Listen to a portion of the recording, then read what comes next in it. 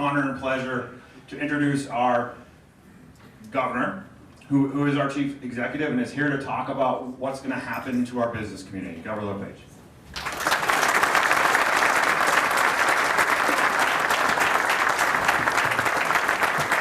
Thank you very much.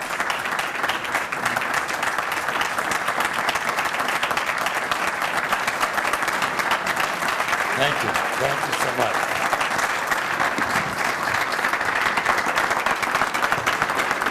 Thank you. What I'd like to do this morning is to talk about the 5 referendum questions. And it's a sad situation that we've got to a point where we're running government by referenda. It is not good. It's very, very difficult to take very complex issues and to put them into a very small question. So I'm going to go through them all 5 and I'm just going to give you what I believe is going to happen based on the studies and the research we're doing. I'm going to start with question 2, the 3% tax for education. First of all, it's not going to happen because there's no possible way that the money can be sent to education. It's got to go to the general fund.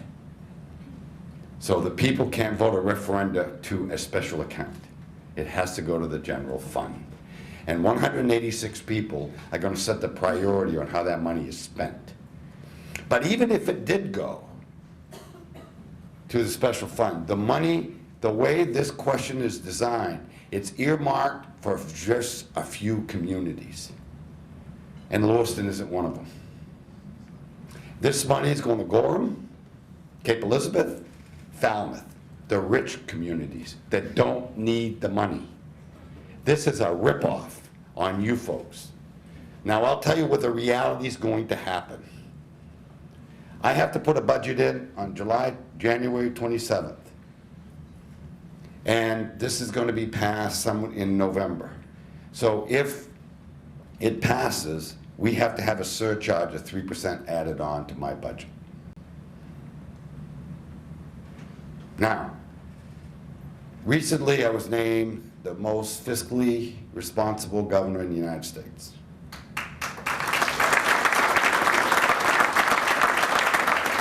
And I bring that up only because you have to have a little bit of knowledge of economics to be in that position.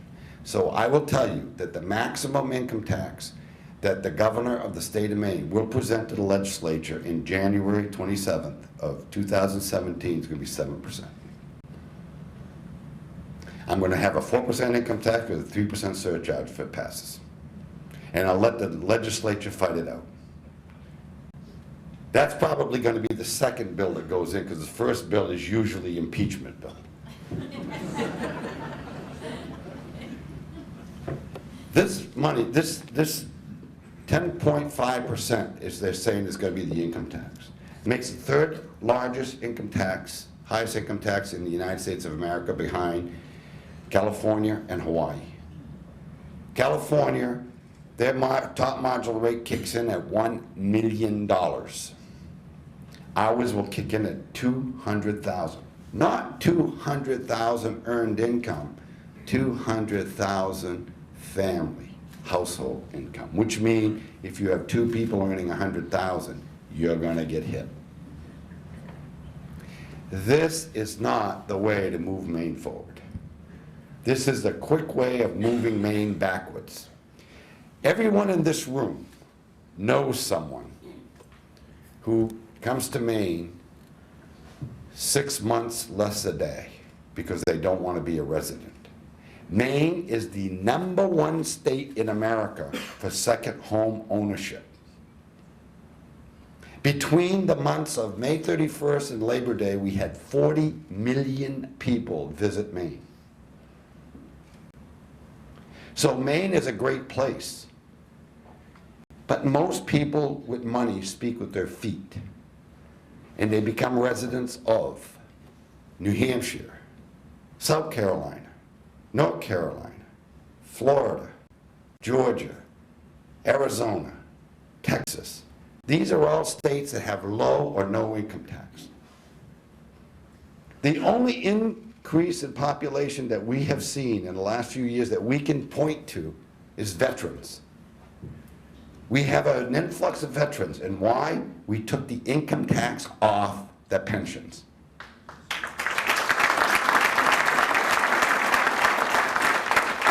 This 3% deal is not good for Maine. It's not good for business. Let me tell you what's going to happen. You get the 3% increase, now we get a minimum wage. Everybody wants a minimum wage increase. Let me tell you the problem with minimum wage increase. 14,500 people in the state of Maine earn minimum wage or less. Of that, 8,600 are servers in restaurants. Now, my wife is a server in a restaurant. She's been in Booth Bay this summer. I kicked her out, sent her to work. She's averaging $30 an hour. But with the new minimum wage bill, she loses it. She goes from $30 an hour to $12 an hour because the tip credit goes away. So people are going to be $12 an hour. Now, Heather Siraki, a legislator, went to New Zealand. And she was telling me, I went to New Zealand, went out to eat with the family, and there was no tipping. It says right on the door on the way in, no tipping. So we went in there. She said, well, first I had to get up and go get the water for everybody. Then I had to get the utensils checked to make sure they were clean. By the time I get out of there, I felt like I cooked dinner. That's what happens when you're a society that don't tip. You ask any server in a restaurant, see if they like Europeans in their restaurants, because they're not great tippers. They are very knowledgeable. So minimum wage gets rid of the tip credit. The second thing it does is it indexes the minimum wage. So let's say if we have another 2008, we have a severe recession, everybody's losing money, you're still going to have to increase your wages because it's indexed to CPI. Not good deal. So we talked about the 14,500. 8,600, those are people, are servers. The other 6,000, the overwhelming majority of the other 6,000 are people with severe and pronounced disabilities, whether they're physical or intellectual disabilities, and they work part-time. And I've been working with Clubhouse models since the early 90s. Yeah. And those people are going to be affected. We work to make sure that people with severe disabilities, they live independently, they work independently, we teach them how to interview, we teach them how to get jobs, and they go to work. And the proudest people in the world, if people have never could work and now able to work, these folks are happy people. And they're going to get thrown by the curbside because they won't be able to afford to pay the $12. And many of these folks can't work more than 20 hours anyways because of SSDI, the federal government will take their benefits away. So that's the other. So that's the 14,500. And they're not even the problem. The problem in the state of Maine, the oldest state in the union, 325,000 people depend and live solely on Social Security. And if you go from $7.65 to $12, I don't think for a minute that the bread prices, egg prices, meat prices, everything else you buy, clothing, is not going to go up.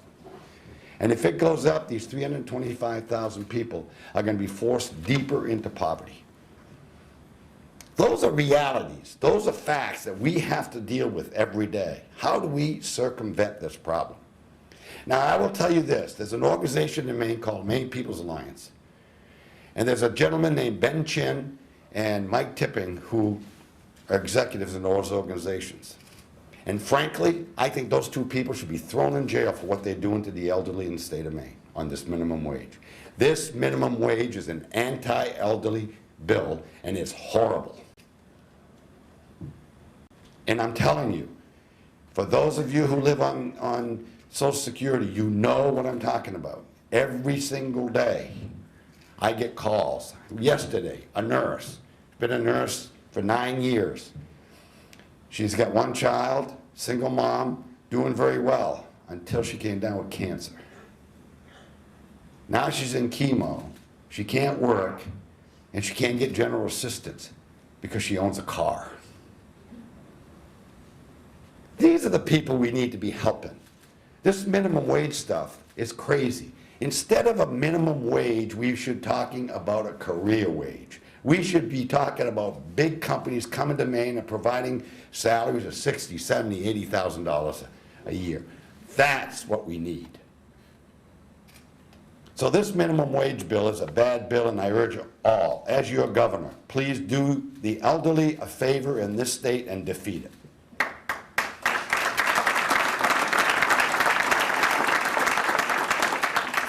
Legalize marijuana. I'm just going to say this, that's a social issue. And people say it's a gateway drug, it's not a gateway drug. But this is the facts. Go to the website of the state of Colorado and the state of Washington and look at their public safety records. Traffic deaths are skyrocketing.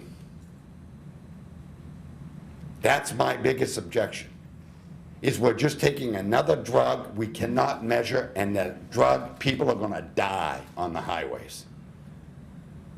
And now we have proof that because of the high level of THC, people can literally overdose on marijuana. We have a young lady who overdosed, and then we have a gentleman who was so high he jumped off a building, thought he could fly. It's a result of being high on THC. The problem is not the marijuana. The problem is they go into snacks, edibles, and that's where the danger is going to be. The danger is to our children, and if you're a pet lover, to your pets, because it kills dogs. The last thing I want is to lose Vito.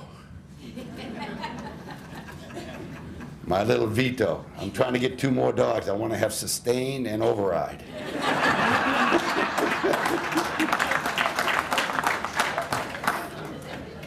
So the marijuana, that's all I'm concerned about. I'm really more concerned about what it's going to do on the streets.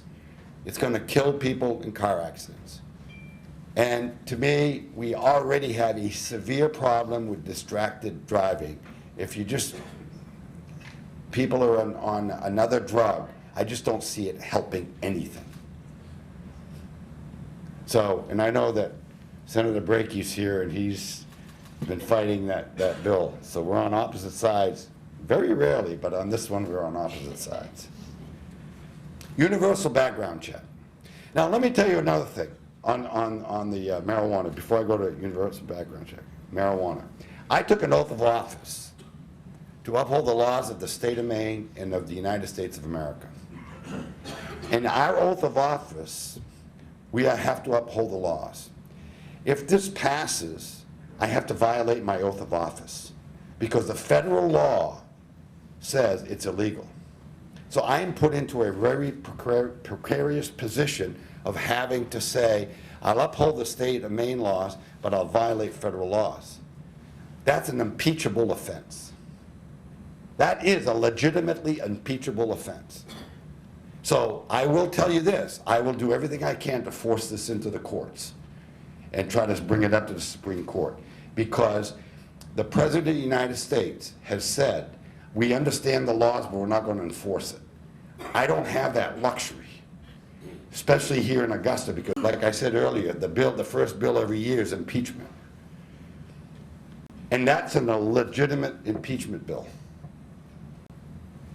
Secondly, universal background check.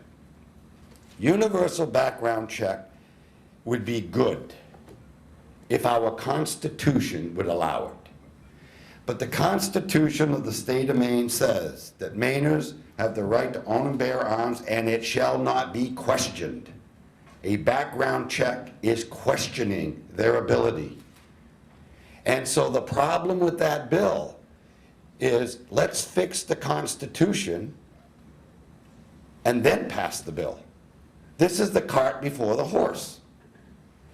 Secondly, law-abiding citizens are the only ones that are going to be affected by this bill. Because criminals don't do background checks. I don't know of a convicted felon who's going to go do a background check. Secondly is, how is a warden going to know when he's out in the woods, he's enforcing the hunting and fishing laws, and the guy with a rifle, how does he know that it's his rifle or not? Do you know when you get a background check, you don't get a document? I just had a background check done a couple of weeks ago. The state police came to the Blaine house at lunchtime, had a little hand computer, put all the information in, 10 seconds later says, you're clear. You're not a convicted felon, you can own a gun. So what I had is I had a stock. Somebody made me a stock, a Luger stock, and it's got the insignia of the state of Maine. I said, geez, it's a nice piece of wood, so let's put the hardware on it. So I had to go get the hardware, and I had to do a background check. So what's the hunter going to do? What's the warden going to do?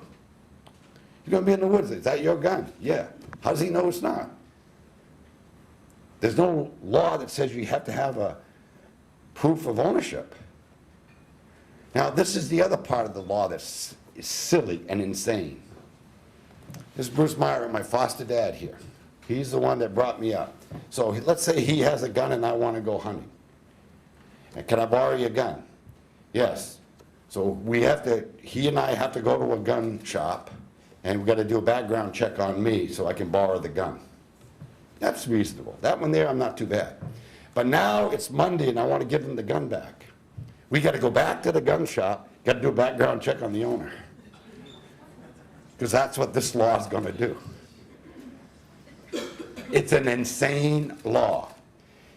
It's a law that has, this law is brought to us by Michael Bloomberg, a billionaire, who's former mayor of New York, who's had many, many problems in New York with homicides. And President Obama's from Chicago, and they're the capital of homicides, gun homicides. So they want to come bring this law to Maine, and Maine has no problem because we're law-abiding citizens. We have 1.3 million people, about 3 million guns. Homicides is an unusual situation, and most of the homicides, half the homicides in the state of Maine are usually domestic. Some are guns, some are knives, some are hands. Are we going to start chopping off hands now? It's a problem. It's a law looking for a problem in Maine. And the reason that they've come into Maine to do it, because Maine's a cheap date. We have a small media market, and it's an inexpensive bill. If we can pass it in Maine, then they can go into California next and all the other states and say, well, Maine did it. Look at Maine, big gun owners, and they passed it. They're telling us how to live our lives. I call it social engineering. We can tell Mike Bloomberg, go fix your problem in New York, go fix the problem in Chicago, then come and see me, we'll talk about it. But until then, we should not have this law forced upon us by out-of-staters. Next one, ranked choice voting. Now this is almost first of all, it's unconstitutional. Even the Attorney General, whom she and I have a rocky relationship, agrees with me that it's unconstitutional. The Constitution of Maine says, one person, one vote, and it shall, period. That's it. One person, one vote, and you shall win by a plurality. Not a majority, a plurality. In order to pass that, we have to, again, change the Constitution, then pass this law. This law, it's called ranked choice voting, but another word for it is Elliott Cutler. He lost the election against me twice. And he's figured out a mathematical formula where he could have won. So that's how he just wants to be able to win. He wants to say, had we had this in 2010, I'd have been the governor. Well, if you want to be governor, you just have to work hard and have good policies. And then you become the governor of the state of Maine, because the people of the state of Maine will elect the person that they believe will do the best job. Now, I may be blunt, I may be outspoken, but I do understand economics, and there are books in Maine are proving it. We've got money in the bank, we're ranked nationally as the best economic policy in the country. We have been ranked #1 in welfare reform, and recently we were #4 in the nation for the best roads and bridges. And we did that in 6 years.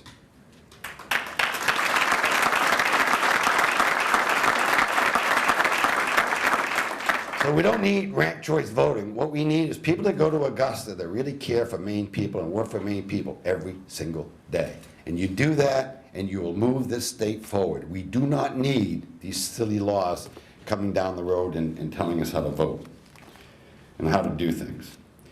So I tell you this, the problem with the minimum wage and the 3% is only 2 out of the 3 problems coming ahead here in December.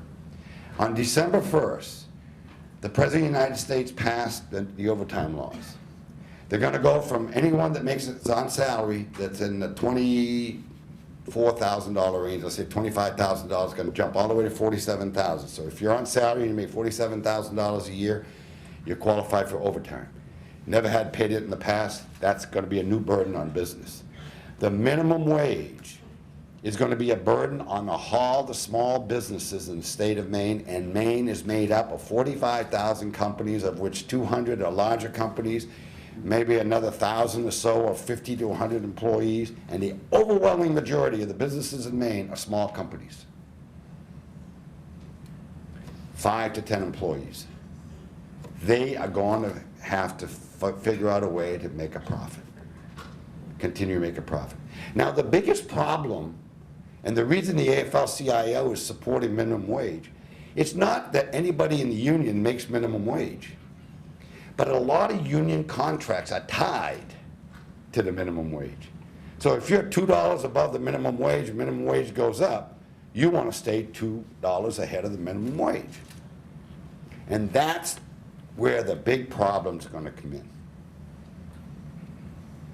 And then the other one, the 3%, is affluent people speak with their feet. If they feel they're overtaxed, they leave. I have some friends, I've talked to them about it, say, look, I've had them say, 4% is a reasonable tax. 4%, I'd come back and wouldn't bat an eye. But the state of Maine has a death tax, which means when I pass, instead of being able to give my assets to my children, I'm going to give a big percentage to the federal government and to the state of Maine, which is over 50% combined. And every year while I'm still breathing, you're going to get 8% out of me or 7% out of me. It's a little aggressive. So what do? They become residents of New Hampshire, and if they don't want to be too far away from home, and if they really like warm weather, they go to Florida. I was with somebody last night. He's leaving November 1st. He said, I can't leave any later than November 1st, otherwise I'll miss my 6 months in a day and I'll have to pay taxes. If you don't think that that's reality, ask your neighbors, your relatives, if they know anyone that go away for the winter months. Now, some will say it's because it's the weather. Well, let me tell you something. October, November, April and May are not bad months. I can understand going to Florida in January and February. In fact, I have a home in Florida. I can understand going in January, February. That's because it's cold. But 6 months, that's because it's being taxed. And so I really urge you all to talk to your friends, your relatives, your employees, and really say no to these referendum bills. All 5, in my mind, are not good. And in my mind, I can make life easy for everybody. Just say no. And with that, I'll answer a few questions if you have it. Yes, ma'am.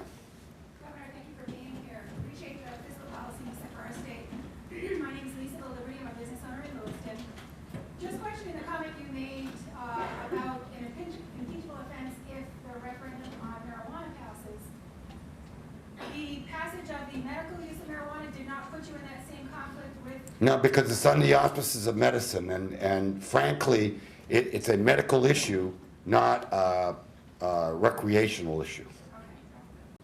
Okay, because it has to go through the process, the medical process. Arguably, the president could have forced that issue. If he started to enforce it in Maine, then I would have to also enforce it. But the lawyers say that because it's on the medical side, I was safe. Let me tell you what an impeachable offense is, so that you understand. In Maine, to be impeached, you have to commit a high crime or misdemeanor. In other words, you have to break the law.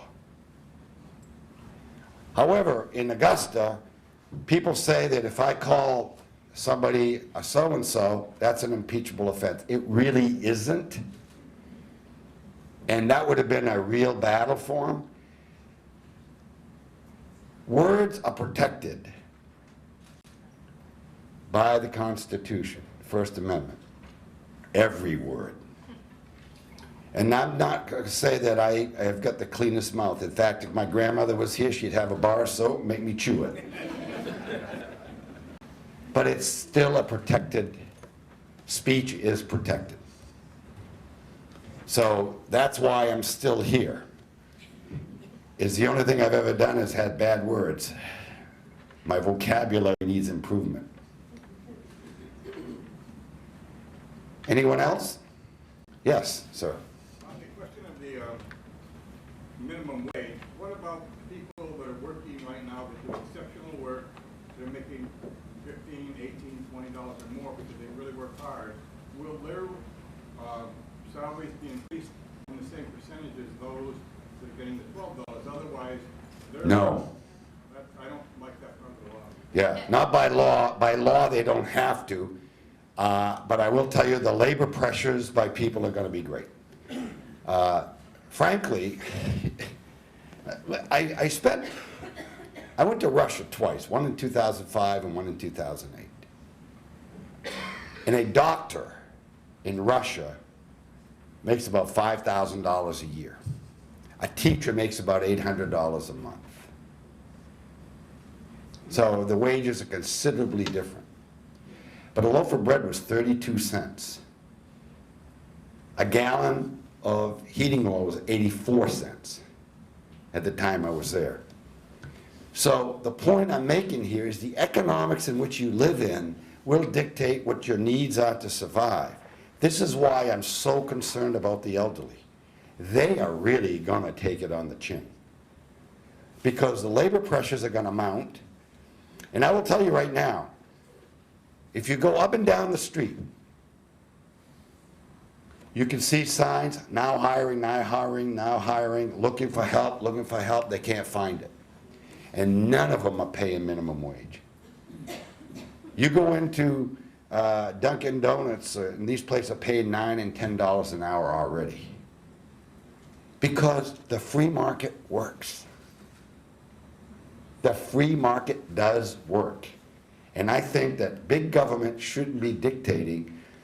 We should have small government. We should have no income tax. That would be the largest wage increase anybody would get if I got rid of the income tax and we went to a consumption tax.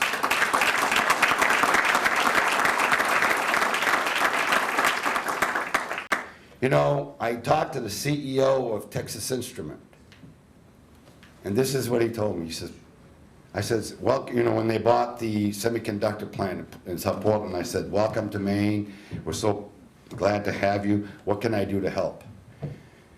He says, Governor, my biggest problem is to get my middle managers that I want to promote into senior management to move to Maine, because they look at it as a pay cut, because they're coming from Texas, no income tax. He says, they look at Maine as an 8% cut in pay. And he said, I'm forced to index it for the income tax. Then I'm forced to index the cost of living, because it's high cost of living in Maine than Texas. So the way you solve that is you lower the taxes. You know, it's funny, we went from 8.5% to 7.9% in our income tax, and we increased our revenues. We went from 7.95% to 7.15%. We set a record for income tax revenues this past year.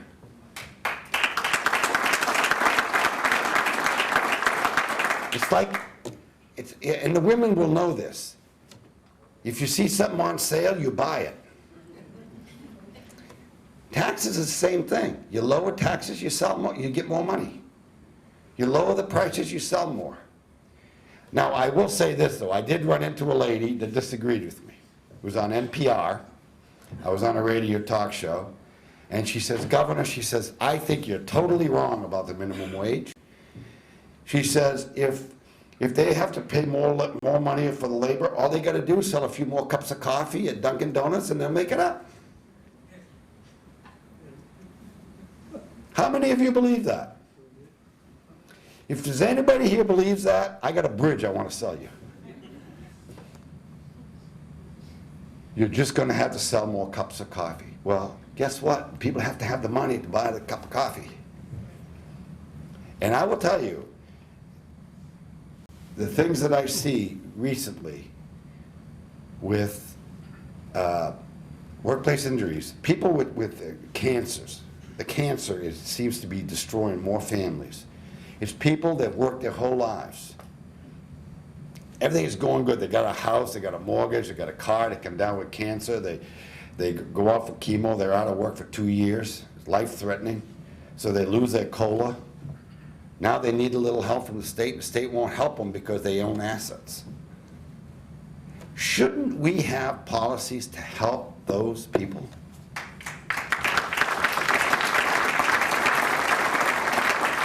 Rather than taking the able-bodied people that collect welfare, I think we put them to work, we help them get a job, get to work, and then we take the resources that we have and we protect those that are vulnerable when they get ill. That's what we need.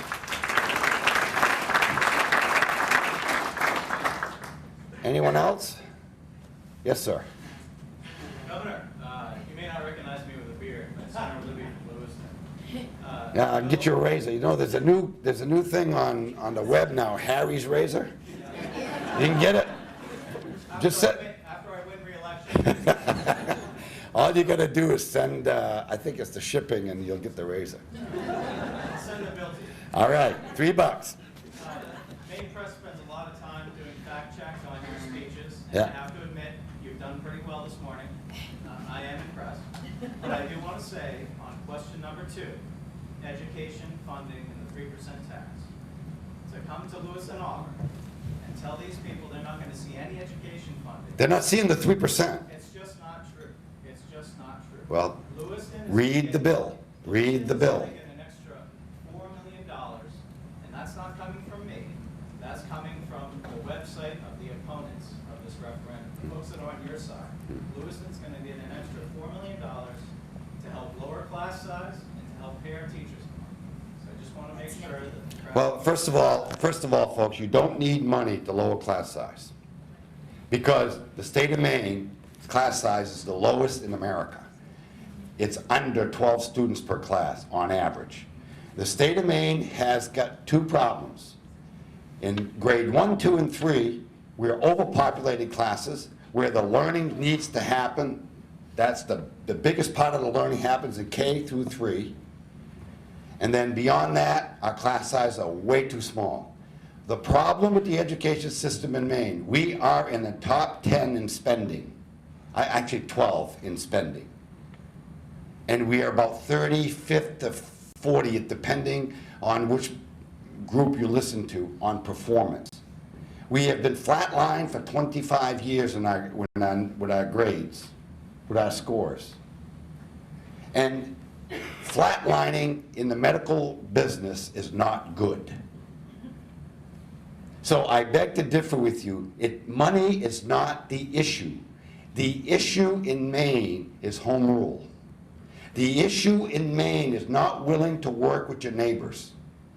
The issue in Maine is, why can you tell me that Waterville, Winslow, Oakland, and Fairfield, with a total gross population of about 36,000 people, which is the size of Lewiston, need to have 4 superintendents, 4 police chiefs, 4 fire chiefs, 4 town managers, where Lewiston could do it with 1 of each. And if Lewiston and Auburn were really aggressively looking at how they can work together, they could be 1 city.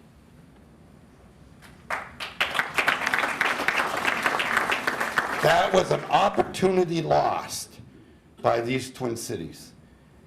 And I'm from Lewiston. I grew up in Lewiston. I understand the system in Lewiston. And matter of fact, Lewiston was one of the top education cities in the state back in, prior to 1980, back all the way back to the 40s, because we had parochial schools, we had nuns and brothers, and you can look at my knuckles, I know. I spent a lot of time with that little hammer on my knuckles. Education. You know, what we're talking about, Lewiston, let's talk about education. Mount Mercy, you pay tuition, $2,500 a student to go there. These are all people that pay taxes. The average student at Mount Mercy in Waterville is performing at 2 grade levels above where they are. No union, and parents are involved. The biggest cop-out in Maine is when the teacher says, well, look at the students I have. Well, if you know what the student you have, adjust to it. Adjust to it. We just had a graduation at one of the juvenile prisons of Sealsfit, which is a national program that's been brought to Maine in Westbrook and in Portland. Now we're using it in the DOC, and it's working for these young kids. It's been a wonderful program. So I believe education in Maine is run by the union, and it's run by superintendents. There are 2 winners and 2 losers in the education system in the state of Maine. And you can fact check, because if you read the media, shame on you. Anybody who buys a newspaper in Maine is paying somebody to lie to them. The superintendents, we have 127 superintendents for 177,000 kids. We are ranked about 38th in the NAEPs. We spend, I think it's about pushing $15,000 when you put in all of the retirement monies, medical and retirement and school buildings. You put that all in, it's about $15,000 a student. State of Florida has 3 million kids. 3 million kids. They have 64 superintendents. They are ranked number 7 in education quality in the United States of America, and they spend under $11,000 per student. Why? Because they have regional school systems. They do it by counties. If Maine was smart, we would have, I'll double the number from 16 counties, we'll go to 32. And that's too many superintendents. We need, so the superintendents and the union are the big winners because they get union dues. The big losers in Maine are our students and our teachers. We have quality teachers take money out of a sparse paycheck, completely underpaid, they get money out of their pockets, and they go buy supplies and bring it to the classroom. That is sinful. When the superintendent's making $1.50 and then he retires on Friday, gets a new contract on Monday, now he goes up to $250,000. We have superintendents that are making over $200,000 in their retirement. They're called double dippers. I had that repealed in 2011, and then the legislature decided to bring it back. When we repealed it, they could come back at 75% of their pay. Now they reinstated, they can come back at 100% of their pay. And what's that doing? This is what it's doing. Last year, the young lady from Bowdoin and a young man from Farmington, University of Maine, Farmington, found them jobs, teaching jobs in New Hampshire, because they couldn't find one in Maine. And the new techniques of teaching developing our teachers is better than they were 35 years ago. Because believe it or not, people get tired. They may say, they may show up to class, but their brain retired a few years ago. And they're keeping jobs away from younger, better, talented, more energetic and talented young people who can't find jobs. So thank you. Yes, ma'am. Governor, it's an honor to have you here. Thank you. I'm not sure if this is a question or more of a statement, but I think that the state of Maine has a great resource, and it's our community college system.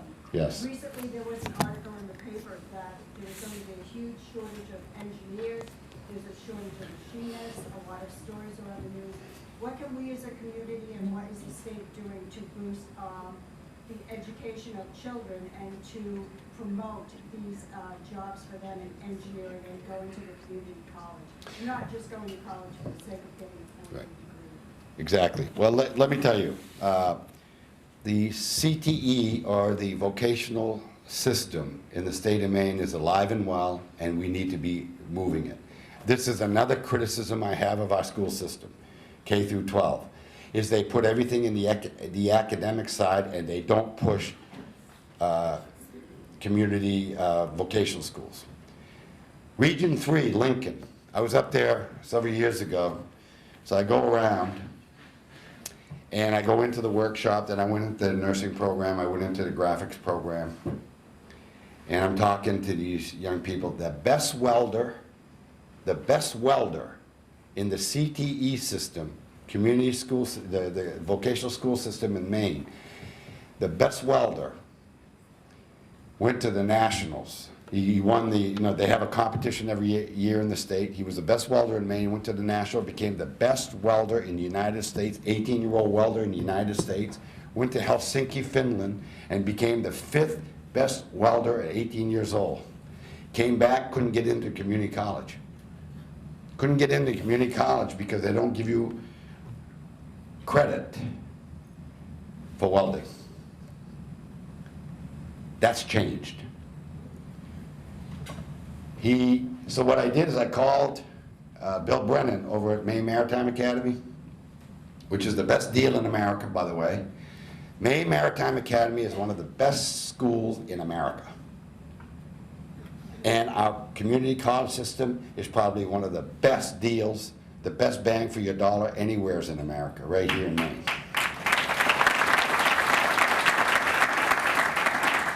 It's a long-winded answer, but this is what we are doing, and this is what we've done. When I went to college back in the 60s, you could not transfer credits between campuses. And when I became governor, you could not transfer credits between campuses. In fact, a community college, Southern Maine Community College, and the University of Southern Maine, history course, same book, same professor. One's an adjunct at the community college and a full-time professor at the University of Maine, Southern Maine, could not transfer the credits. Now you can. You can transfer between the community college system, you can transfer between the University of Maine system, campuses, and now you can transfer, this year you'll be able to transfer from the community college to the University of Maine system.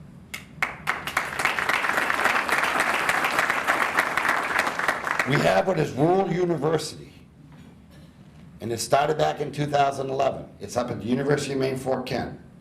What we did is we took a lottery, took 24 names, or 20 names out of a hat, out of the Fort Kent High School 10th graders. And we put them into the University of Maine, Fort Kent. And the idea was, how far can you go in the next 2 years? This was the results. One student completed his junior and senior year and a year and a half of college. 17 kids completed their junior, senior year and 1 year of college. And the rest completed at least one semester, their junior, senior year and 1 semester of college. This year, we have 2,500 students around Maine doing the same thing. So we are really moving without the help. This was done 100% without the legislature. This was done 100% between the president, of the community college system, the chancellor at the University of Maine, and the president at Fort Kent, and some high schools. So it's not government involved, it's educators who got together and figured it out. And so what we are doing with Langhauser, who's the new president of community college system, which I will tell you, I sort of lobbied against the prior president. And the only reason I lobbied against him was this: he said one thing to me, and that was the end of his career with me. I had a meeting with him, and he said, I said, you know, 50% of all the kids that graduate high school that go on to further education need remedial work. That's sinful. So you need to work with the colleges, with the community colleges got to work with the high schools to make sure that our students are ready for college when they get out of high school. And this was his answer: Governor, you're taking away my bread and butter. It took me a time, but we got a new president. Derek Langhauser is probably he's done more in 1 year than the previous 5 years I was governor with the community college system. He is an aggressive leader who is going to the private sector. He's getting companies around the country to give us equipment or sell us equipment at a very, very discounted rate so that kids have the opportunity to work with machinery. So I am very, very proud of the work he's doing and the direction of the community college system. I'm extremely proud at the transfer of credits between all the campuses. So the University of Maine has done enormous work under Jim Page. I am really hoping the next 2 years we can make headways between K through 12. And one of the areas this year that we're going to be doing that is we did the Renew program with the laptops, which incidentally has been a massive failure. It's been a failure, and we all know it, but we keep doing it because we're used to doing it. It has not worked, and the reason it has not worked is we provide the laptop, but we don't provide the expertise to teach the kids how to use it properly.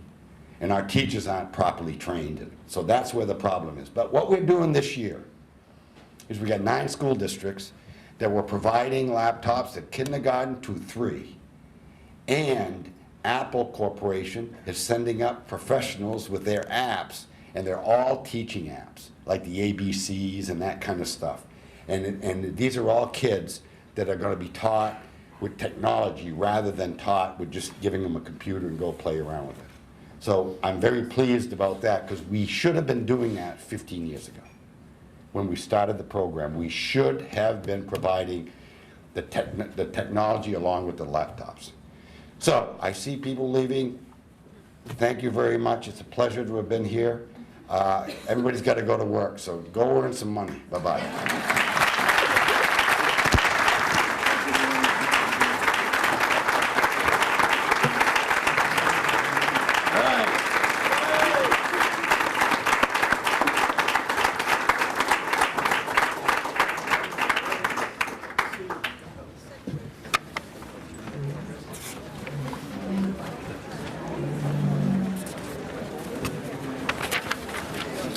Still gonna give some prizes away.